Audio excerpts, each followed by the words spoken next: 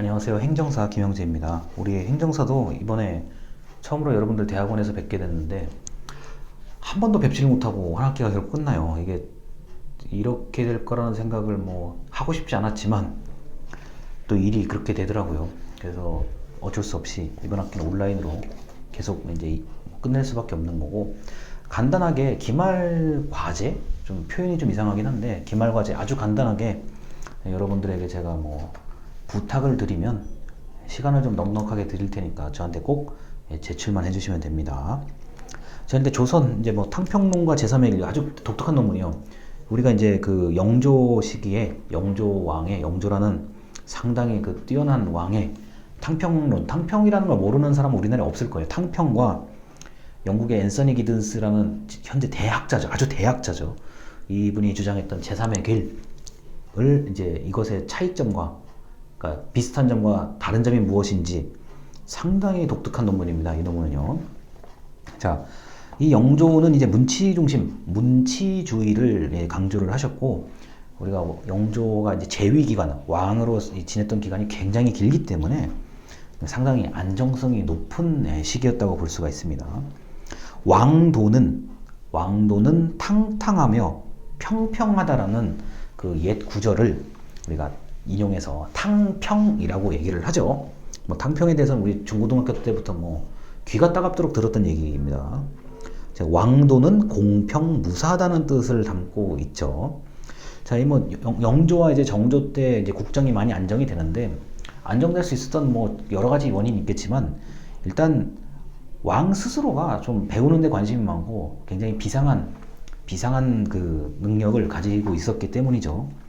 자, 앤서니 기든스는 이제 제3의 길이, 우리 사회복지에서는 이게 뭐 무조건 나오는 건데요. 사회복지 시간에는 자본주의, 사회주의의 제3의 길이라고 얘기해. 자본주의와 사회주의 그 사이에 제3의 길을 이제 주장한 앤서니 기든스의 얘기가 그 1990년대 이쯤에 굉장히 이제 불이 붙었어요. 불이 붙어가지고, 이게 제가 보니까 이게 약간 그 그러니까 중도 좌 성향의 그 성향을 가지고 있는 제3의 길이라고 저는 이제 이해를 했는데, 이게 우리나라 이제 2000년대에 지나서 제3의 길, 앤서니 기든스의 제3의 길이라는 책이 이제 또 널리 알려지고, 뭐 아주 세계에 널리 이제 이름을 알리게 된 저서가 바로 제3의 길입니다.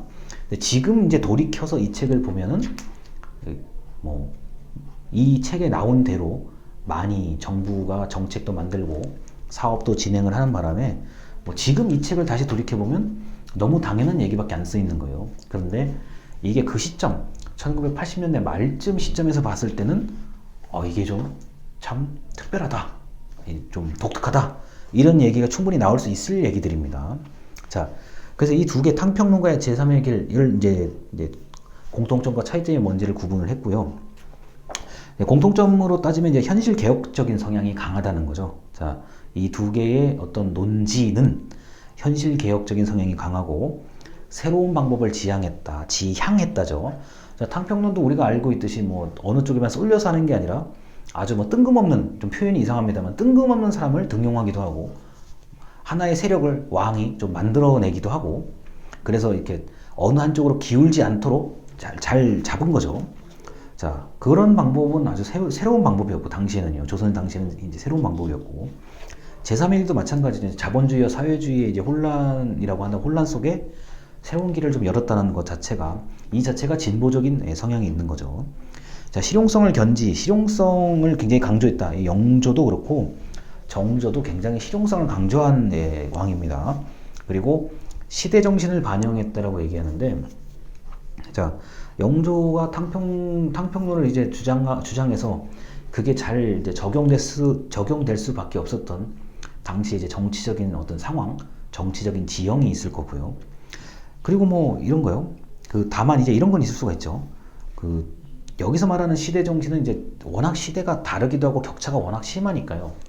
영조가 있었을 때의 정치적인 시대 정신이 있었을 것이고, 앤서니 기든스가 1980년대 이제부터 이제 얘기를 하는데, 그때의 시대적인 정신이 물론 다르다는 거. 다만 조선의 시대 정신을 탕평책에 반영을 한 점이 있었고, 당시 영국 사회에 유럽 사회의 시대적인 정신을 제3에게 반영했다는 것 정도가 공통점일 수 있습니다. 자, 그리고 이제 평등과 소통의 가치라고 하는데, 영조와 같은 경우는 여러분이 이제 신하들과 주고받았던 편지 글을 보면은 본인이 좀 제가 볼 때는 굉장히 말씀을 많이 하시고 싶어하고 좀 이제 시시한 말을 듣고 싶은 그런 분들이 아니에요. 그런 분이 아니에요. 제가 볼 때는요. 그래서 필답 글로 써서 좀 본인의 본인의 말을 좀 알아들을 법한 좀 흔히 말하는 좀 굉장히 괜찮은 신하들, 개인적인 서신도 보내고 답변도 받고 나름대로의 농담도 하고 그다음 정치적인 얘기도 하고 칭찬도 하고 싸우기도 하고 굉장히 그런 거에 능통하신 분이에요. 제가 볼 때는요. 그 편집을 읽어보면은. 자, 그리고 제3의 길도 좀 일반 시민들하고 협력도 하고 일반 시민과 대화도 하고 좀 이야기를 들으라는 얘기거든요. 그래서 이런 부분이 좀 길이 좀 맥락이 같다라는 거로 이 논문이 마무리가 되는데, 이 탕평론과 제3의 길이라는 거 이걸 연결을 했다는 것 자체가 독특한 논문이에요. 저 개인적으로 봤을 때는요.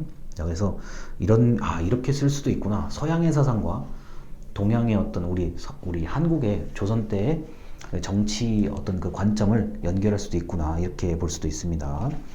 자, 그리고 이제 이런 거요. 두 번째 논문 바로 이어서 가겠습니다. 이제 율곡 이 선생의 이제 보통 율곡 이 선생 하면 이제 성리학자, 이제 그리고 현실 정치에 또 과감하게 뛰어들어서 여러 가지 일들을 하시죠.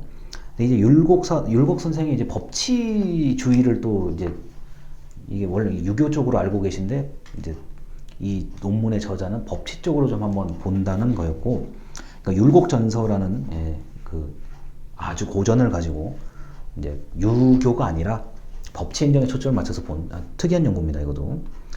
그리고 이제 율곡 선생이 있던 책에 이제 언급하신 내용들, 올바른 법 시행이 행정과 정치에 흥망성쇠할 때 망 빼고 쇠 빼고 성에 영향을 줬다는 얘기입니다. 그래서 법은 행정의 수단 그리고 근거로 인식했다는 게 이제 율곡 선생이 당시에 이제 얘기들이고요.